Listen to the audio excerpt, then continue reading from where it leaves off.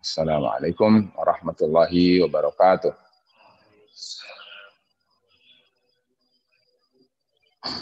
Alhamdulillah. Alhamdulillahilladzi hadana lihada wa ma kunna linahtadiya laula an hadanallah. Asyhadu an la ilaha illallah wahdahu la syarika lah. Wa asyhadu anna Muhammadan abduhu wa rasuluhu la nabiyya wa la rasula ba'dah. Salawatullahi wa salamuhu wa barakatuhu alaihi wa ala alihi wa sahabatihi wa man tabi'a sunnatahu wahtada bihadihi wa da'a bida'watihi wa jahada fi sabilihi haqqa jihadihi ila yaumil qiyamati wa ba'du. Qala Allah azza wa jalla ya ayyuhalladzina amanu taqullaha haqqa tuqatih wa la tamutunna illa wa antum muslimun.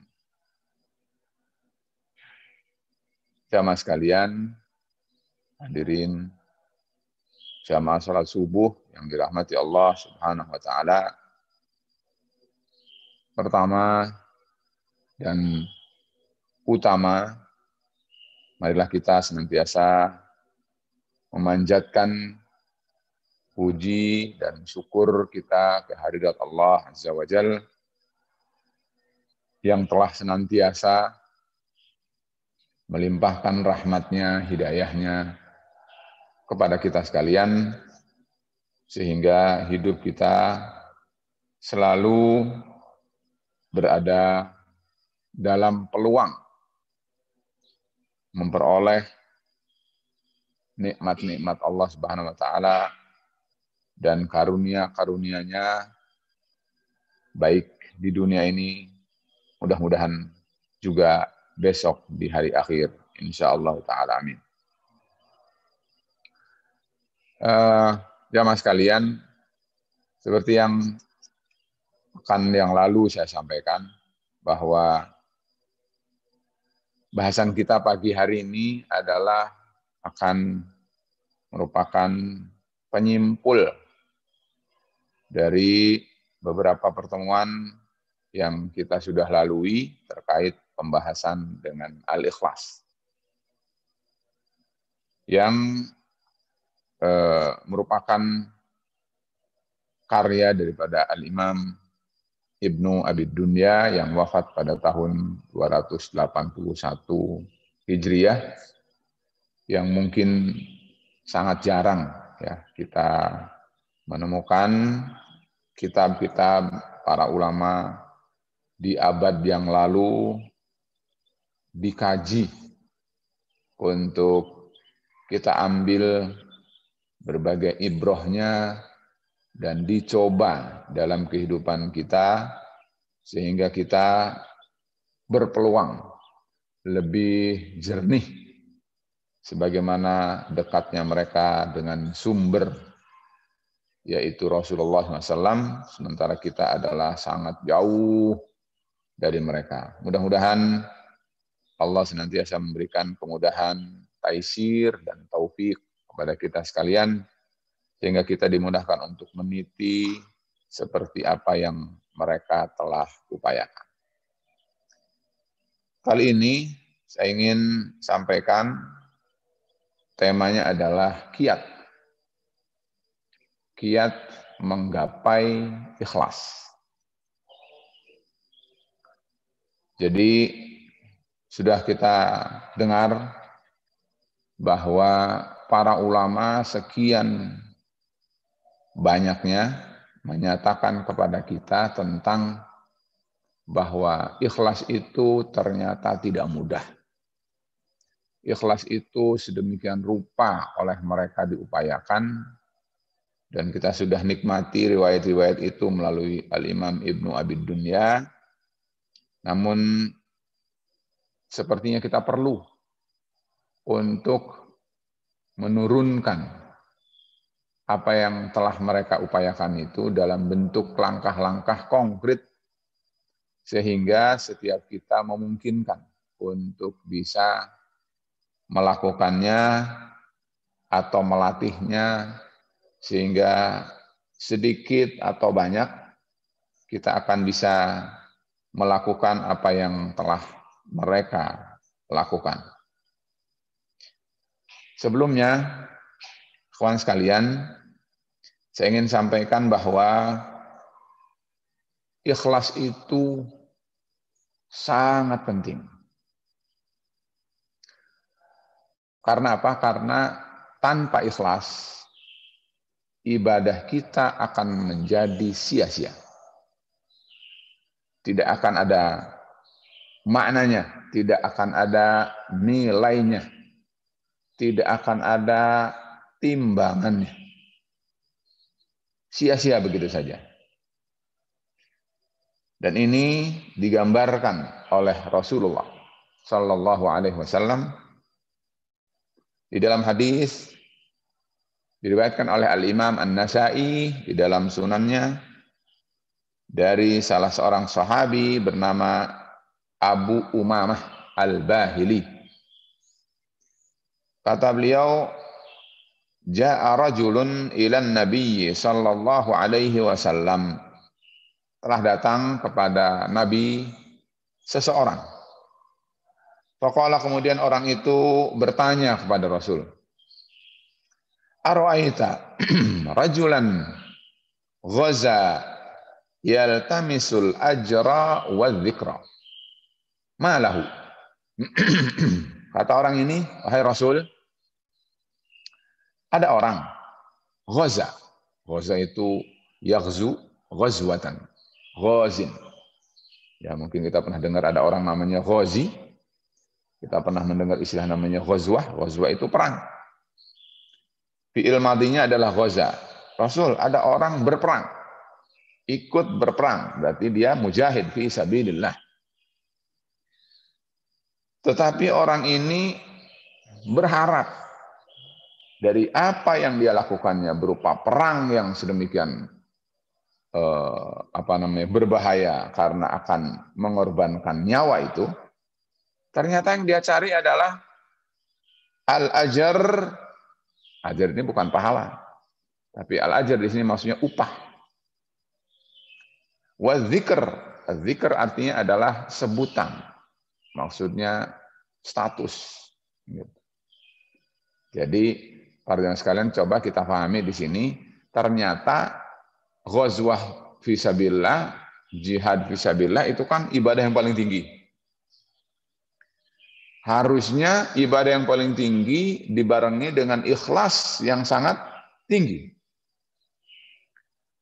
Sayangnya orang ini ingin dari jihad itu mendapatkan imbalan, mungkin kata orang keringat, mungkin orang sekarang menyebutnya adalah upah, atau gaji, atau kenaikan pangkat, dan seterusnya. Kalau zaman dahulu ghanimah. Wa az-zikr. Az-zikr itu maksudnya sebutan. Mungkin disebut orang itu, Masya Allah, pemberani sekali. Orang itu tidak takut mati. Atau Masya Allah, orang itu pahlawan. Nah, kita mungkin dalam keseharian kita juga bisa jadi seperti itu. Yang kita lakukan dari ibadah kita itu, apa yang kita inginkan? Tanyakan pada lubuk hati kita yang paling dalam. Ucapan kita, perbuatan kita itu sebetulnya apa sih yang kita cari? Nah, malahu kata orang ini. Apa yang dia dapatkan? Kalau orang itu berperangnya begitu, kalau orang itu ibadahnya begitu, mencari materi dan mencari kekuasaan. Kata Rasul sallallahu alaihi wasallam, la syai'a lahu. Tidak berhak mendapatkan apapun. Sampai fa'adaha salasa marratin. Diulangnya pertanyaan itu kepada Rasul 3 kali. Rasul, orang berperang. Bla bla bla seperti yang ditanyakan pada awal pertanyaan ini. Rasul pun menjawabnya sama. Kata beliau, la syai'a lahu, tidak ada keberhakan bagi orang itu memperoleh dari sisi Allah Subhanahu wa taala. Ditambah yang terakhir kata beliau begini, innallaha la yaqbalu minal amali illa ma kana lahu khalisa. Sesungguhnya Allah tidak akan menerima amalan apapun. Kalau dipertajam nih, para jemaah sekalian, misalnya Rasul mengatakan, innallaha la yaqbalu amalan. Begitu. Itu satu amalan. Tapi kalau ini malah bagian dari amalan itu. Kata Rasul, minal amali.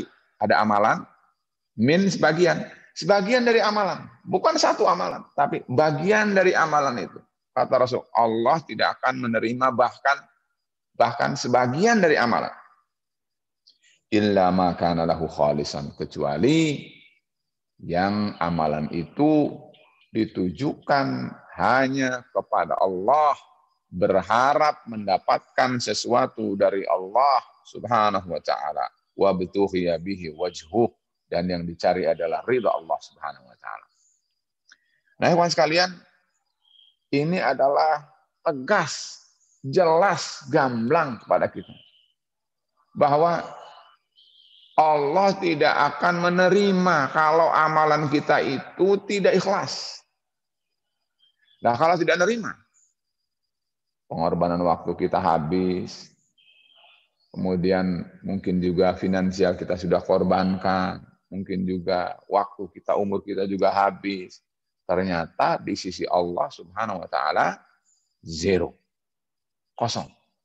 Dan ini tentu sangat merugi karena wal asri dan seterusnya kita sudah sama-sama ketahui, yang diperoleh bukan untung, malah rugi.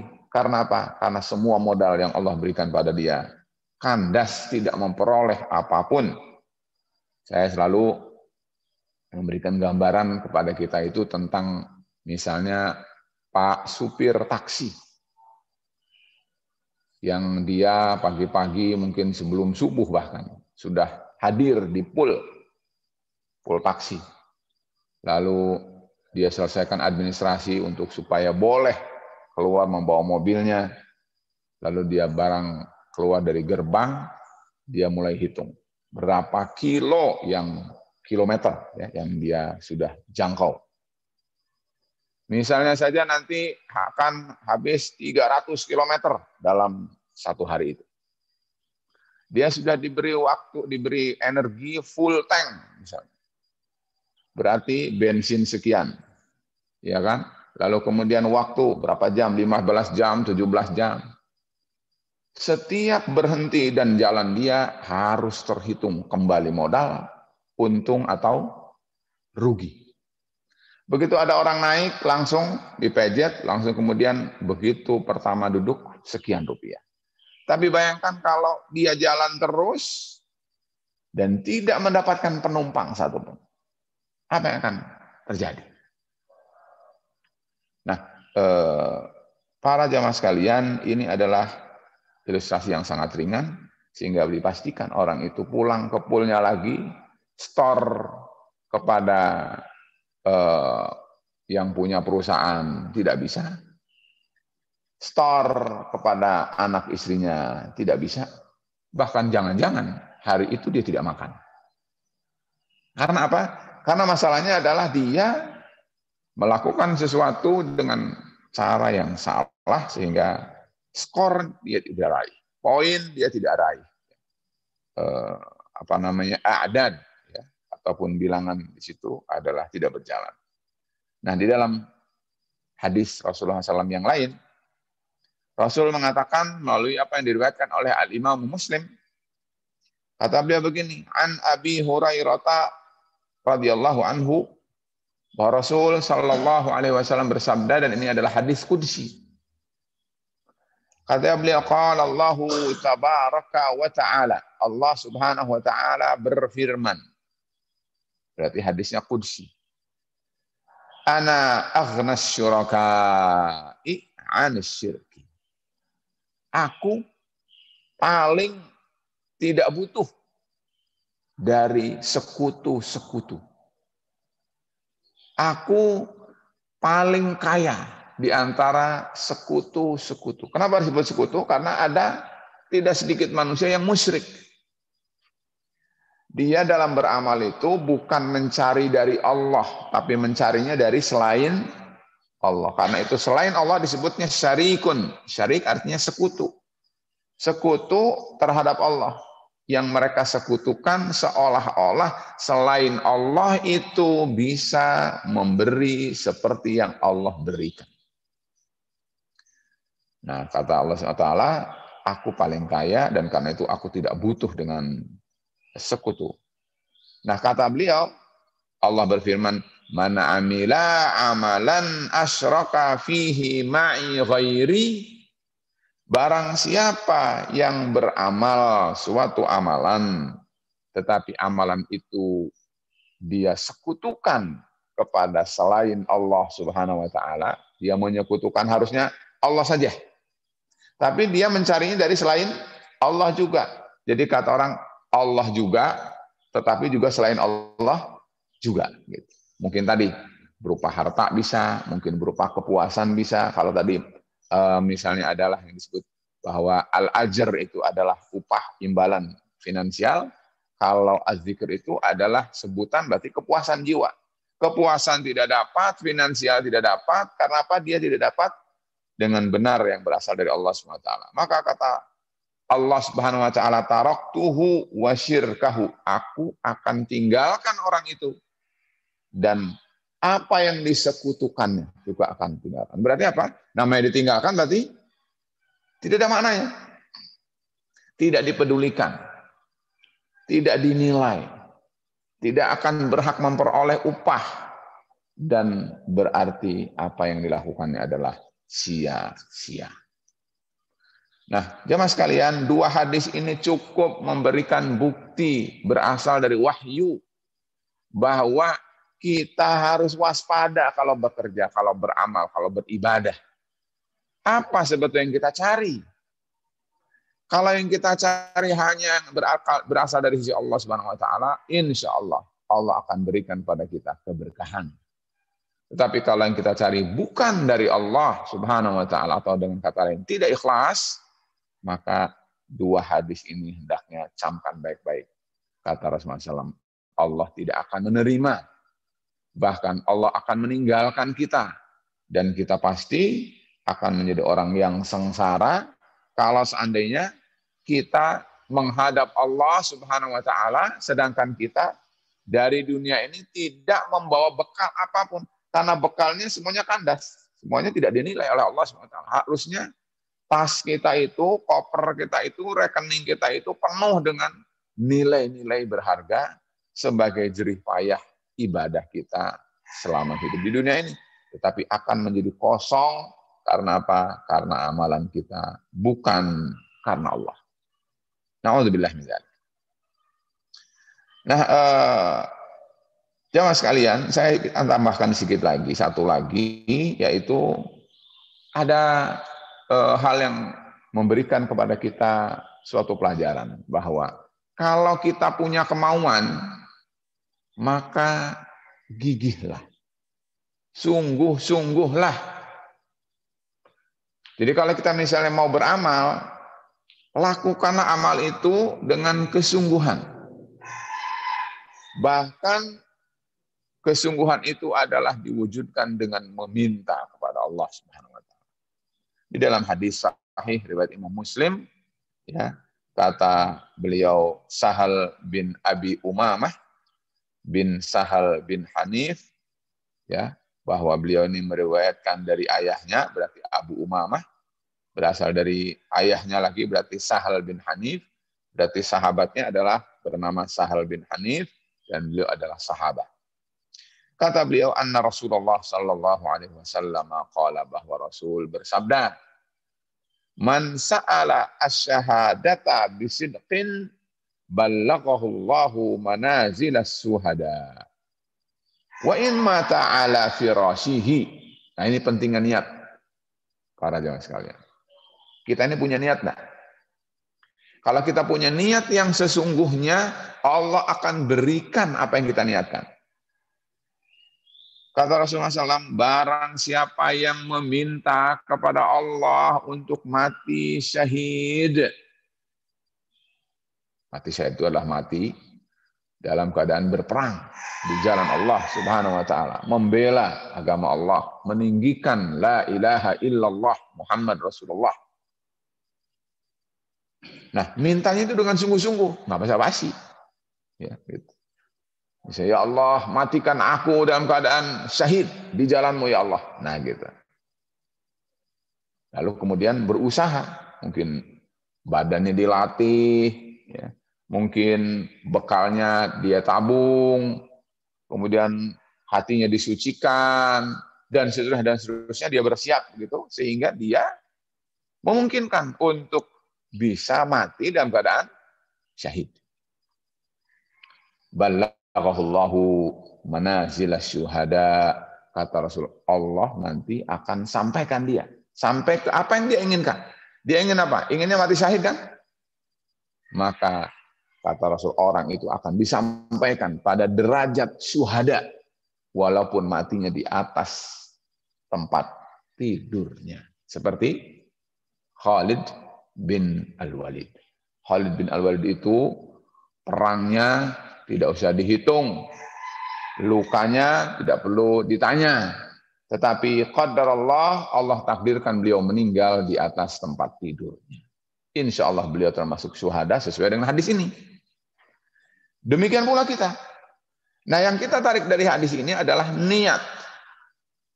Betul tidak? Niat kita benar tak? Ternyata niat kita itu dinilai oleh Allah Subhanahu wa taala, dan lagi-lagi niatnya adalah karena Allah. Kalau niatnya bukan karena Allah, ya tentu mintanya juga bukan pada Allah kan tadi. Kan hadisnya mengatakan man sa'ala Allah, barang siapa yang meminta kepada Allah, jangan meminta kepada selain Allah. Jadi tidak termasuk di situ. Nah, para jamaah sekalian, ini adalah termasuk sesuatu yang tidak boleh kita lupa. Artinya adalah niat yang benar, yang lurus, yang sungguh-sungguh, insya Allah akan menyampaikan kita kepada apa yang kita niatkan. Ya. Jadi kalau kita barengkan dengan ikhlas, kan, ikhlasnya adalah bahwa kita berbicara, beramal, dilandasi, termotivasi oleh Allah Subhanahu wa taala. Nanti kita beramal, beramalnya sesuai dengan syariat Muhammad sallallahu alaihi wasallam. Yang kita carinya adalah apa yang ada di sisi Allah, tidak dari yang lain. Kalau ini yang kita lakukan, maka kata Rasulullah SAW, kita akan mendapatkan apa yang kita kehendaki, dan Allah akan tidak sia-siakan pahala untuk kita. Ya. Satu lagi, ternyata ikhwan sekalian, ikhlas itu akan memberi buah kepada kita. Apa buahnya itu? Ternyata, kalau menurut hadisnya panjang, saya tidak akan bacakan semua, ikhlas itu akan menjadi kunci solusi pada saat kita menghadapi masalah. Tentu setiap kita dalam hidup ini tidak akan pernah lepas daripada masalah. Karena hidup itu identik dengan masalah. Hidup ini bisa jadi kita menghadapi berbagai kesulitan. Ternyata kesulitan itu akan terbantu dengan niat ikhlas kita. Kalau kita ketika beribadah, ketika melakukan sesuatu itu karena Allah Subhanahu wa taala, maka pada saat kita berada dalam suasana dan kondisi yang sangat genting, Allah akan berikan jalan keluar. Gitu. Dengarkan hadisnya, tetapi saya tidak akan bacakan. Ada diawali dengan kisah sebetulnya, bahwa orang ini adalah tiga orang pemuda yang pergi, ya. Kemudian mereka itu adalah dalam safarnya mengalami kelelahan, lalu ingin beristirahat. karena ingin beristirahat, dan itu zaman dahulu tidak ada rumah Ibnu Sabil, tidak ada rumah siapapun, sanak famili saudara tidak ada hotel, tidak ada bekal, ya sudah, mampirnya di gua. Jadi ketemu gua, masuklah ke dalam gua itu. Qadarullah, singkat cerita, guanya itu tertutup. Ada batu besar yang jatuh dari atas bukit itu sampai menutup pintu gua itu. Bisa dibayangkan oleh kita. Kalau Allah tidak menolong, apa yang akan terjadi pada orang itu? Meninggal. Jadi jenazah di dalam gua itu. Nah, ternyata hewan sekalian, mungkin ini hadisnya pernah kita lewati kisahnya, ya, tetapi karena fokusnya masalah ikhlas. Nah, dari 3 syabab ini, 3 pemuda ini, itu adalah mereka mempunyai amalan yang terhitung ikhlas. Satu, satu amalan adalah bertawassul kepada Allah. Itu lain bahasan lagi, namanya tawassul, lain bahasan. Tetapi yang dimaksud adalah mereka itu pada saat beribadah itu, mereka ikhlas karena Allah Subhanahu wa ta'ala, bukan karena yang lain. Sampai dengarkan ucapannya. Begini kata pemuda itu. Allahumma, ya Allah, in kuntu fa'altu zalika ibtigha'a wajhika. Seandainya dulu pada waktu aku berbuat, diantaranya misalnya adalah berbuat baik pada orang tua, dia adalah mengambilkan air susu, dia tidak menjualnya, dia tidak menikmatinya, tapi susu itu sengaja dia ambil dari sapinya, dari hewan ternaknya, untuk diserahkan terlebih dahulu kepada bapak dan ibunya sebelum yang lainnya, sebelum anaknya, sebelum istrinya. Kata dia, ya Allah, jika itu adalah bagian dari ibadah, dan ibadah itu dulu aku tunaikan karena Engkau, ya Allah, aku tahu bahwa beribadah itu kepada kedua orang tua itu adalah sangat tinggi nilainya. Dan itu sebelum yang lain. Aku dahulukan sebelum anakku, sebelum istriku, aku dahulukan dulu bapak dan ibuku, ya Allah. Kalau itu adalah amalan soleh, ya Allah. Gitu. Nah, lalu mengatakan, katanya, فَفَرِّجْ عَنَّا مَا نَحْنُ فِيهِ مِنْ هَذِهِ الصَّخْرَةِ. Ya Allah, tolong bukakan pintu gua ini. Lalu kami akan terlepas daripada masalah ini. Apa yang terjadi, teman sekalian? Kata Rasul sallallahu alaihi wasallam, "Fanfarajat syai'an", maka bergeserlah batu itu sedikit. Ya, kalau bahasa kita barangkali secara matematisnya sepertiga. Batu besar bergeser sendiri. Tentu karena batu itu adalah makhluk dan Allah yang memerintah, geser kamu, bergeser. Sepertiga badan manusia tidak bisa keluar. Akhirnya yang satu lagi sampai 3 orang melakukan sama dengan doa yang sama seperti itu. Akhirnya setiap orang bisa keluar dari gua yang tertutup oleh batu yang besar itu. Kesimpulannya, teman-teman sekalian, karena kita tidak bahas ini, adalah bahwa ikhlas kepada Allah Subhanahu wa ta'ala pada saat kita beramal bisa menjadi penolong kita. Bisa menjadi sumber solusi kita. Ya Allah, dulu aku beribadah. Kalau mungkin orang ini sepertinya, ya, dalam kisah ini sepertinya bisa memastikan bahwa ibadah ini kayaknya ikhlas nih, gitu, betul tidak? Nah, kalau kita sekarang coba, siapa di antara kita yang bisa memastikan ibadah apa yang kita menjamin ibadah itu ikhlas karena Allah Subhanahu wa ta'ala? Misalnya sholat subuh tadi. Apakah sholat subuh tadi itu adalah ikhlas karena Allah Subhanahu wa ta'ala? Full, gitu. Sehingga pada suatu hari nanti misalnya, ya, la qadarullah, ketika menghadapi kesulitan, ya Allah, dulu pada tanggal 18 Oktober sholat subuh saya ikhlas karena Engkau, ya Allah, tolong berikan solusi bagi masalah tertentu. Nah, para jemaah sekalian, kembali, jadi saya singkat, ya, jadi di dalam hadis ini memberikan contoh kepada kita bahwa ikhlas itu sangat besar pahalanya. Bayangkan pada saat sulit kita akan memperoleh pertolongan Allah Subhanahu wa taala. Itu berarti di dunia, betul tidak? Itu berarti di dunia, belum lagi di akhirat. Oleh karena itu, bagi orang yang beriman, ya, maka harus tertancap mendalam bahwa ikhlas bukan sekedar syarat diterimanya amalan, tetapi bahkan menjadi solusi bagi kita saat kita menghadapi masalah. Ya. Kalau kita misalnya perlebar bagi mereka para pembuat keputusan di negara ini, ya, kita sebagai negara Indonesia ini, warga Indonesia sekarang sedang menghadapi masalah banyak sekali. Lalu ingat dengan resep ini, betul tidak? Bahwa coba lakukan se-Indonesia ini gerakan ikhlas, betul tidak? Insya Allah akan jadi solusi. Cuman masalahnya adalah ya minimal kita berbicara saudara kita, dan lebih dahulukan lagi, mari kita masing-masing.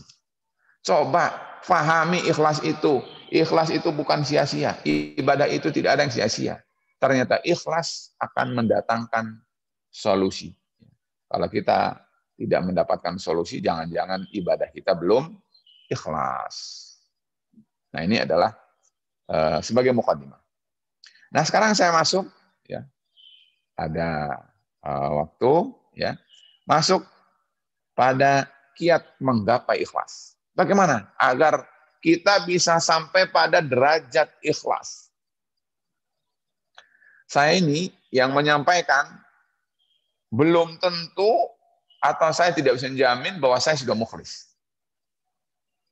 Tetapi saya pelajari, saya baca, saya menelaah bahwa ternyata para ulama itu dahulu, atau Allah sebelum dan Rasulullah SAW sebelum itu, telah memberikan kepada kita tuntunan.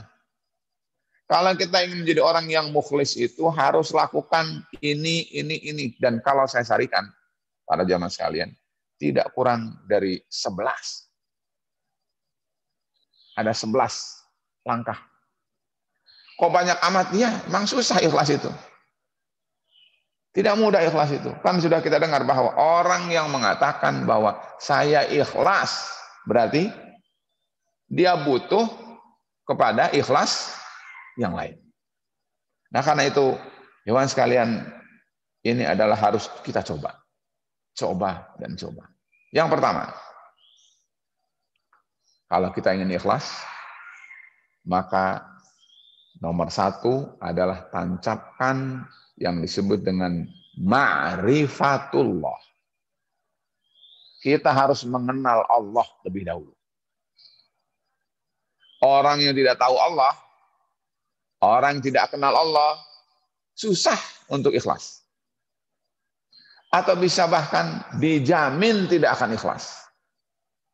Ya. Kalau ikhlas dikaitkan dengan tafsir, tentu ada tafsiran tersendiri. Saya ikhlas dari si akhlak saja. Akhlak bagaimana seorang hamba terhadap Allah. Ternyata harus nomor 1 ini adalah. Nah, rincian yang disebut ma'rifatullah ini terkait dengan amalan ikhlas ini adalah 1. Misalnya yakini bahwa Allah itu maha melihat. Allah itu melihat. Antum mau ikhlas, antum tidak ikhlas, Allah lihat. Kalau antum ikhlas, ya Allah lihat. Kalau antum tidak ikhlas, Allah juga melihat. Kedua, camkan baik-baik, ketahui baik-baik bahwa Allah itu mengetahui apa saja yang tersembunyi. Antum misalnya adalah berpura-pura, gitu kan? Pura-pura ikhlas. Gitu. Allah tahu. Atau antum benar-benar ikhlas, Allah tahu. Berikutnya, bagian dari ma'rifatullah terkait ini adalah bahwa kita harus yakin pemilik segala sesuatu adalah Allah Subhanahu wa taala. Antum mau berharap apa? Mau berharap kepada siapa? Orang segala sesuatu dunia ini yang Allah yang punya. Mereka tidak punya. Yang punya hanya Allah Subhanahu wa taala. Lah, antum berharap pada yang tidak punya, kan salah. Jadi tancapkan pada diri kita bahwa Allah lah yang memiliki segala sesuatu di dunia ini. Karena itu kalau kita mau berharap pada yang punya, jangan pada yang tidak punya. Nah, itu. Kemudian berikutnya adalah camkan baik-baik. Bagian daripada kita mengenal Allah itu bahwa Allah senantiasa mengawasi kita. Jangan dikira bahwa Allah lalai. Bahwa kita beramal lalu Allah tidak tahu. Nggak mungkin. Nah, itu semua, poin-poin itu semua, ikhwan sekalian, ada ayat dan hadisnya. Saya bawakan contoh misalnya, Allah Maha melihat. Jadi hati-hati. Kalau kita tidak ikhlas, Allah lihat nanti. Allah berfirman, Alam ya'lam bi'annallaha yara. Tidakkah dia tahu bahwa Allah melihat? Allah melihat. Ya. Jadi kalau demikian, mau sembunyi di mana? Ya mau sembunyi di mana? Mau sembunyi di dalam gua, ketahuan. Mau sembunyi di dalam peti, ketahuan. Kemana orang dunia ini adalah dalam genggaman Allah Subhanahu wa taala. Satu. Kedua adalah bahwa Allah itu mengetahui ya apa saja yang tersembunyi. Misalnya Allah berfirman, "Awala ya'lamuna annallaha ya'lamu ma yusirruna wa ma yu'linun." Kata Allah Subhanahu wa taala, apakah mereka tidak tahu bahwa Allah Subhanahu wa taala itu mengetahui yang mereka iklankan, yang mereka amalkan dengan terang-terangan, kelihatan, kedengaran, dan apa saja yang mereka rahasiakan. Allah tahu. Ya'lamu ma yusirrun, berarti kan Allah mengetahui apa yang dirahasiakan. Antum, kita sekarang saat hadir ini, hati kita kemana? Apakah kita hadir di sini, atau hati kita terbang kemana-mana? Allah tahu itu. Allah tahu. Kalau ini ada dalam spirit setiap kita, kita akan menjadi ikhlas. Betul tidak? Karena apa? Mau bisa bohong gimana sama Allah? Nggak bisa. Tidak bisa berbohong. Satu lagi, ya.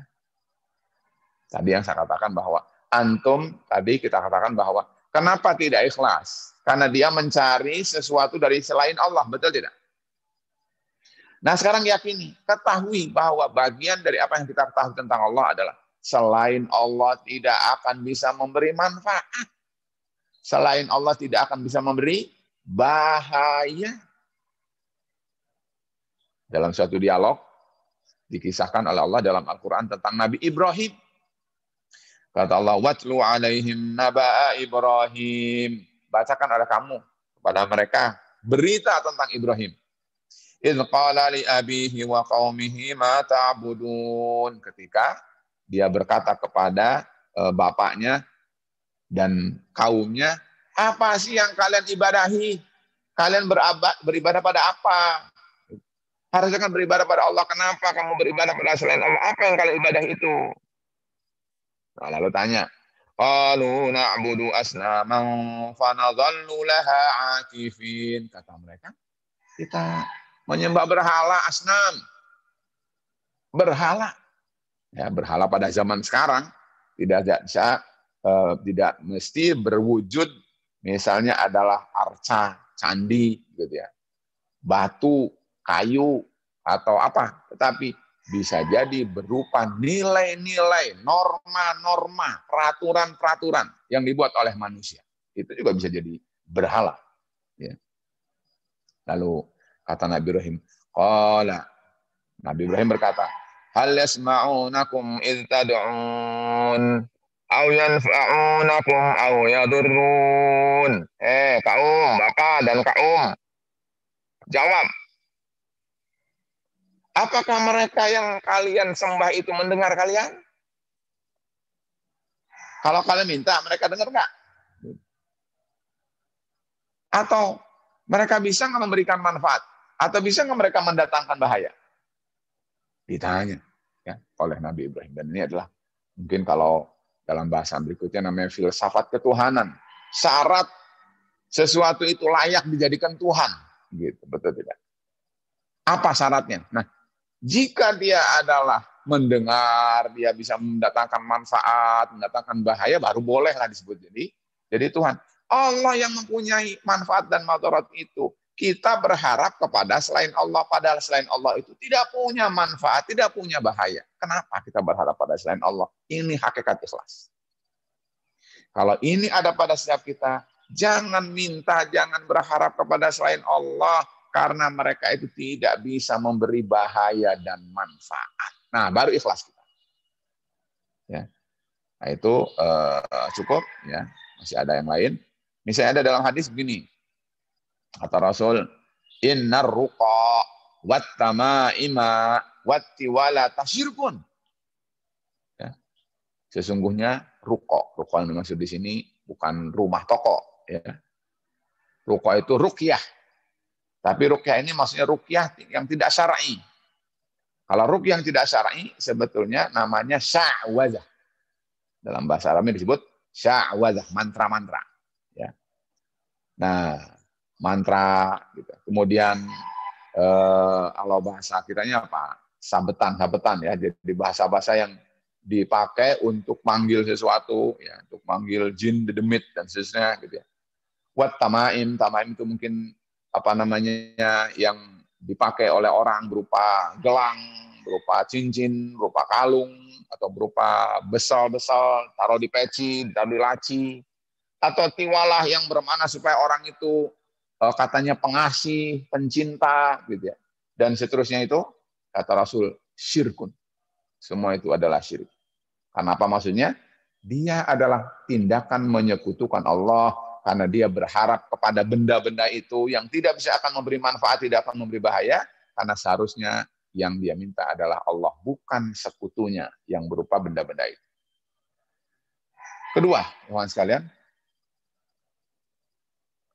berdoa. Ini saya tempatkan yang kedua. Kalau kita ingin ikhlas, jangan lupa berdoa. Berdoa kepada Allah Subhanahu wa taala. Saya singkat doanya adalah begini.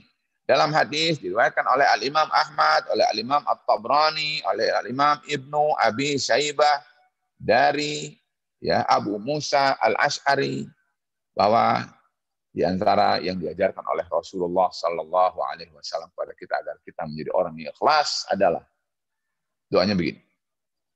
Kalau bisa kita hafal. Allahumma, ya Allah, inna na'udzubika. Inna sesungguhnya kami, na'udzubika berlindung kepadamu ya Allah. Min an nusyrika bika syai'an na'lamuhu. Kami menyekutukanmu dengan selainmu. Apa saja. Ya, jadi kita berlindung kepada Allah dari tindakan kita yang menyekutukan Allah dengan selain Allah, apa saja. Mungkin berupa benda cair, benda padat, benda gas, apalah gitu. Atau yang konkret, yang tersembunyi, ghaib, pokoknya selain Allah. Lalu berikutnya adalah wa nastaghfiruka lima la na'lamu. Dan kami Allah memohon ampunanmu terhadap apa yang kami tidak tahu ya Allah. Jadi kalau kita bodoh itu kesalahan. Teman sekalian, ada orang selama ini mengatakan bahwa sudahlah nggak usah belajar. Lebih baik jadi orang bodoh. Karena kalau dia tahu nanti malah banyak dosa. Betul tidak? Karena apa? Katanya kamu tahu tapi kenapa nggak mengamalkan? Kamu tahu tapi tidak mengamalkan, betul tidak? Udahlah, bagi orang bodoh aja deh. Justru bodoh itulah kesalahan. Karena apa buktinya? Rasul mengajar kepada kita bahwa dengan tidak tahu itu kita mohon ampunan. Berarti kalau begitu tidak tahu adalah kesalahan. Jangan sekali-kali kita menjadi orang yang tidak tahu, tetapi haruslah belajar. Jadi kaitan dengan hadis ini adalah kalau misalnya kita melakukan sesuatu yang ikhlas atau tidak, syirik atau tidak tahu kita. Nah, kalau terjadi begitu ya Allah, aku mohon ampunan. Jadi teman sekalian, itu adalah yang kedua, berdoa. Doanya adalah seperti ini. Ya, jadi mungkin bagi yang ingin menirukan, saya bacakan selagi. Allahumma inna na'udzubika min an nusyrika bika syai'an na'lamuhu wa nastaghfiruka lima la na'lamu. Berikutnya, langkah yang ketiga adalah bersungguh-sungguh. Bersungguh-sungguh. Saya ambilkan hadis dari Rasulullah SAW, ya, bahwa di dalam riwayat ini adalah disebutkan, ya, asar, ya, katanya adalah Al-Hasan, ya, bin Ali mengatakan begini, kana rajulu idza hamma bi shadaqatin tasabbata fa in kana lillahi madha wa in khalatahu syakkun amsaka. Orang-orang dulu itu katanya kalau dia punya kemauan, punya keinginan untuk bersedekah, maka dia melakukan introspeksi dulu, nanya dulu pada dirinya. Kalau dia katakan, kamu kenapa sedekah? Artinya karena Allah, maka dia kerjakan. Dia bersedekah. Tapi kalau dia pada saat bersedekah itu ingin mencari sesuatu yang berasal bukan dari Allah, amsaka. Dia batalkan sedekah. Jadi ikhwan sekalian, seperti itu dahulu itu. Jadi kalau begitu, kalau kita melakukan sesuatu harus disadari. Jangan sampai tidak sadar, lalu kemudian kita asal. Karena itu adalah sesuai dengan hadisnya, innamal a'malu binniyat. Ya, jadi kalau kita mau ibadah itu harus pakai niat. Dan niat itu artinya menyengaja. Kalau menyengaja berarti sadar. Jangan sampai kita mengatakan ataupun berbuat sesuatu tidak kita sadari. Berikutnya adalah teman sekalian tentang keutamaan ikhlas. Kita mengetahui tentang keutamaan ikhlas. Bahwa ikhlas itu adalah sangat tinggi nilainya di sisi Allah Subhanahu wa taala.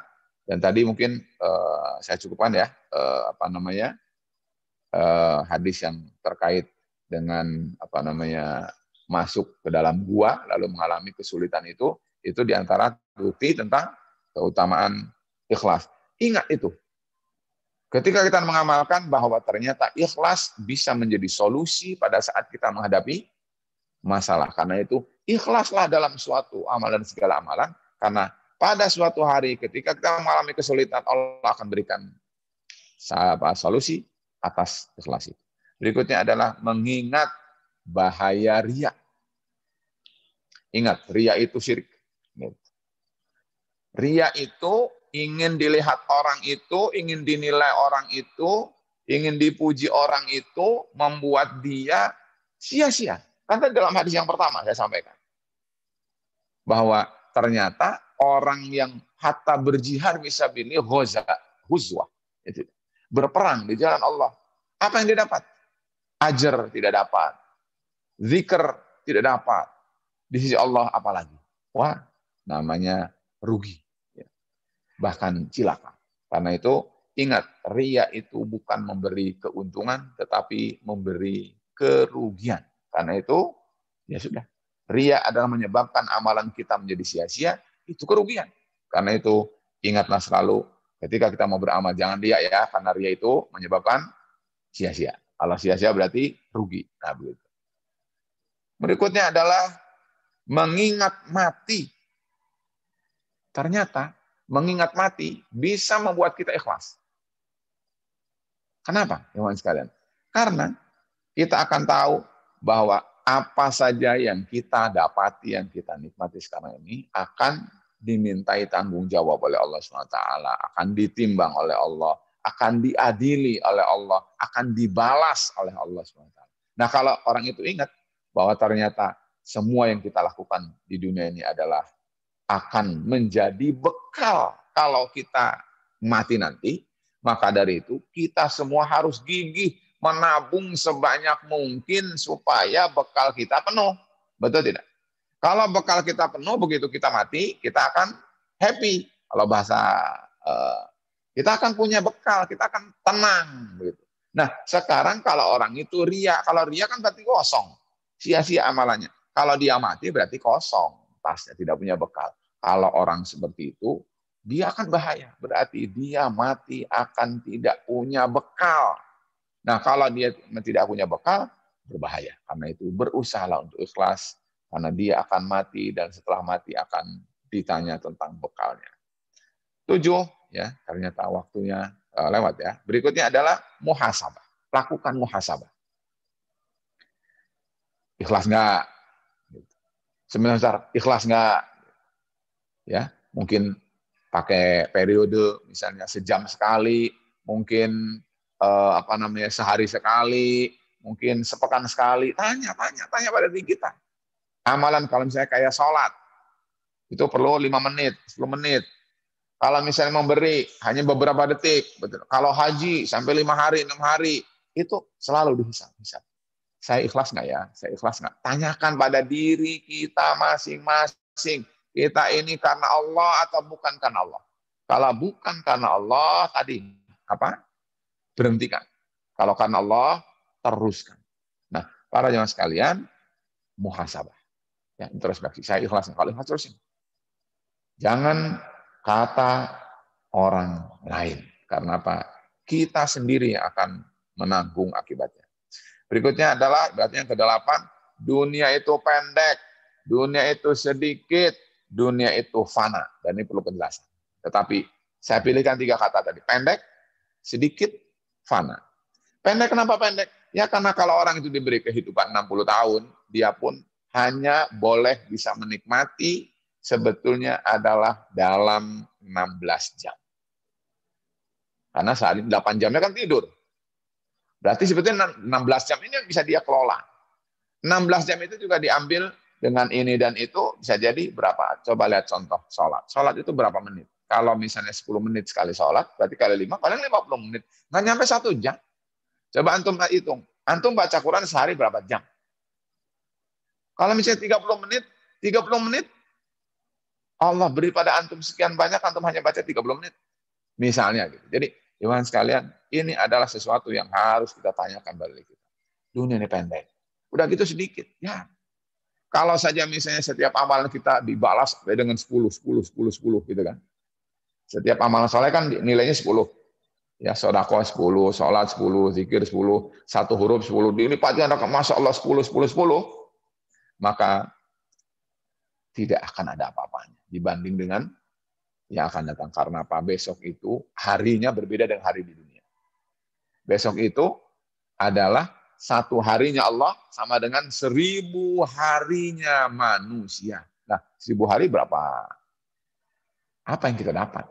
Apa yang kita punya untuk menghadapi hari yang sekian lama itu? Nah, iman sekalian, jadi kalau begitu sedikit. Belum lagi fana. Fana itu maksudnya rusak. Barang sebagus apapun yang antum miliki, ada rusaknya. Apalagi ditinggal. Wah, selesai. Antum meninggal, ditinggal.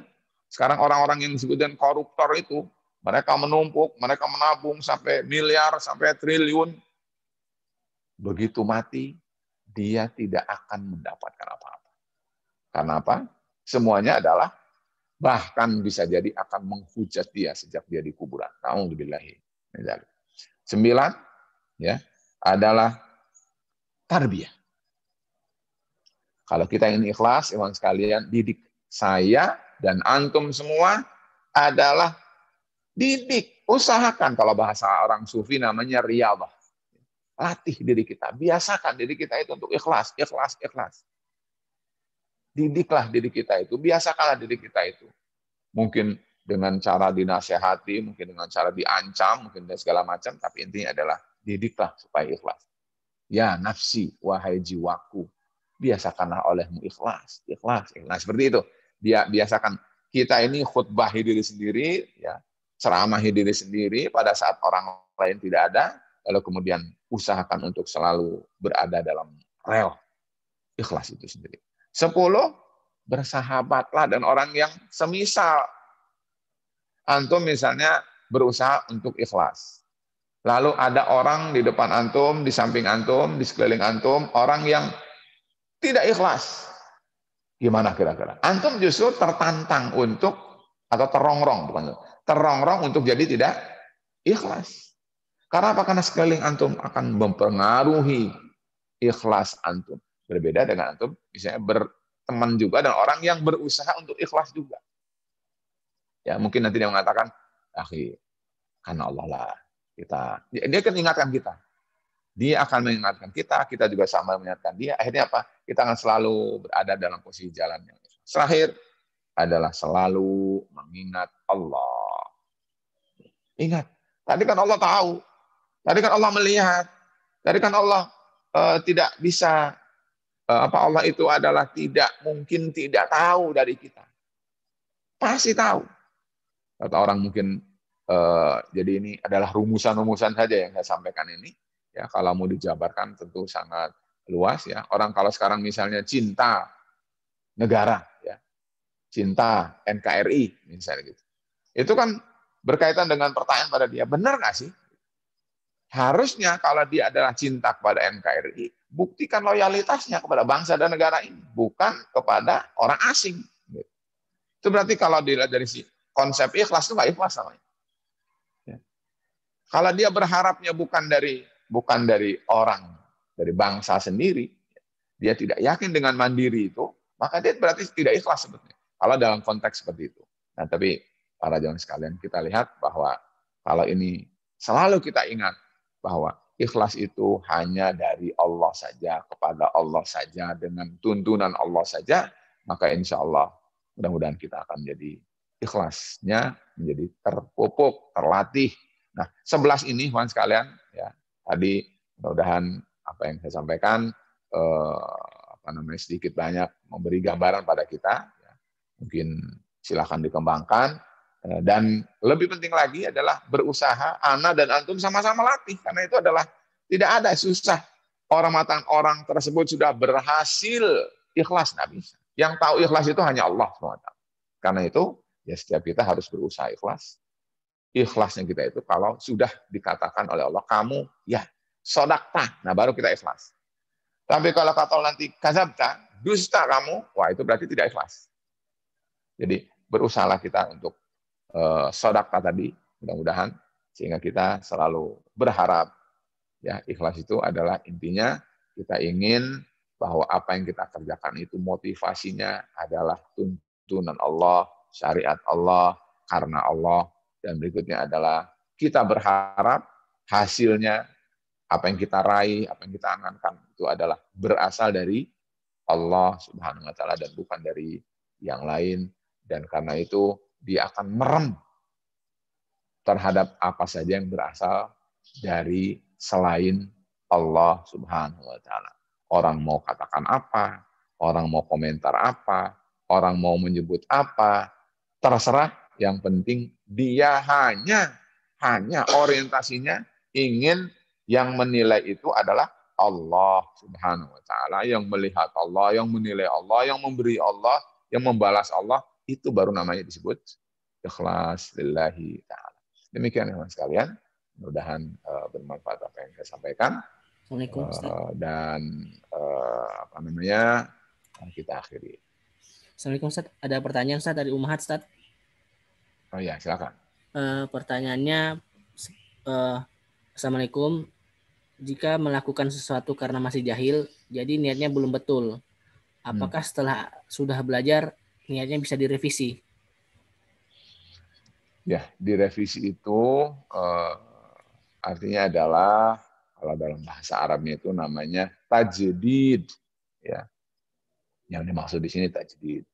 Misalnya dulu waktu belum mengerti mengerjakan sesuatu, ternyata itu tidak ikhlas, gitu kan.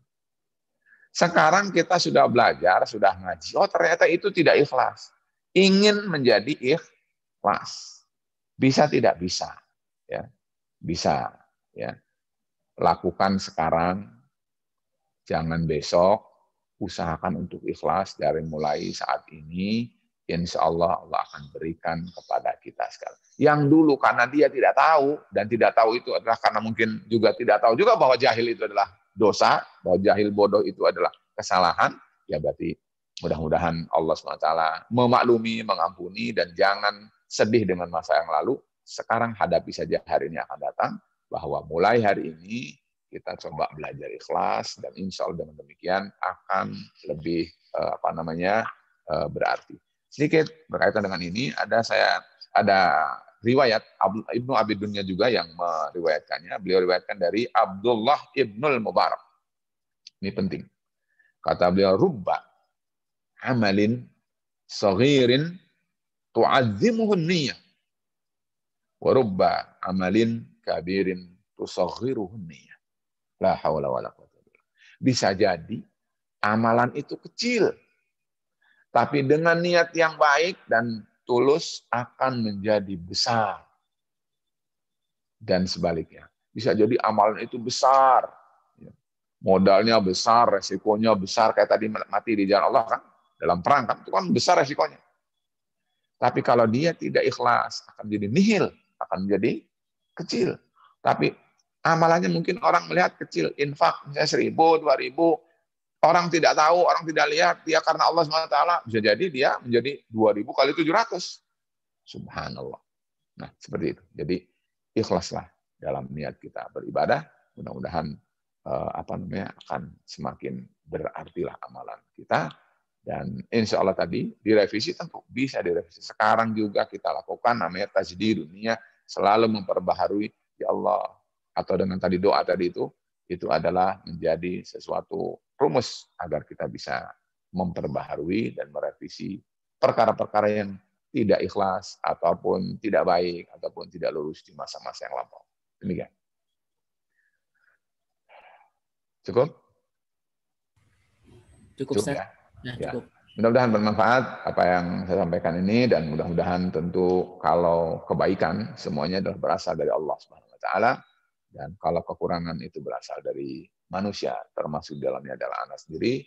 Dan astaghfirullah li wa lakum. Subhanakallahumma bihamdika asyhadu an la ilaha illa anta astaghfiruka wa atubu ilaik. Wassalamualaikum warahmatullahi wabarakatuh. Waalaikumsalam warahmatullahi wabarakatuh.